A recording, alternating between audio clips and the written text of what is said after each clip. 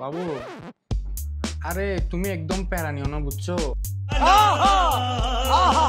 আর হচ্ছে মনে করো ওটা তো তোমার ফ্রেন্ড, বুঝছি আমি, আর তোমাকে আমি সন্দেহ করি না তো। হ্যাঁ হ্যাঁ, I know you love me. আমি এটা বিশ্বাস করি যে তুমি আমার সাথে কখনোই চিট করবে না। হ্যাঁ। ও, ছেলে ফ্রেন্ড এটার সাথে রাতে স্টে করতেছো? আচ্ছা আচ্ছা, একদম প্যারা নাই। তোমরা কোথায় এখন? কক্সবাজার। ও আচ্ছা আচ্ছা, একদম প্যারা নাই, আমি একদম chill. I trust you. Yeah I know that you love me. এটা আমি অনেক ভালোভাবে জানি, অ্যান্ড আমি তোমাকে অনেক অনেক ট্রাস্ট করি।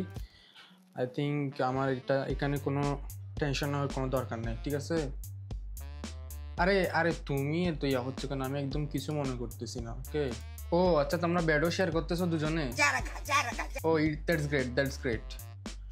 আমার একদম প্যারা নাই, আমি আরো টেনশন করতেছিলাম তোমার জন্য, বুঝছো? আমি আরো চিন্তা করতেছিলাম তুমি রাতে একা থাকতে পারবে কিনা। আসলে একজন একজন যখন তুমি পাইছো, তোমার এখন বয়টা লাগবে না। না, আমি কিছু মনে করতেছি না। ইয়া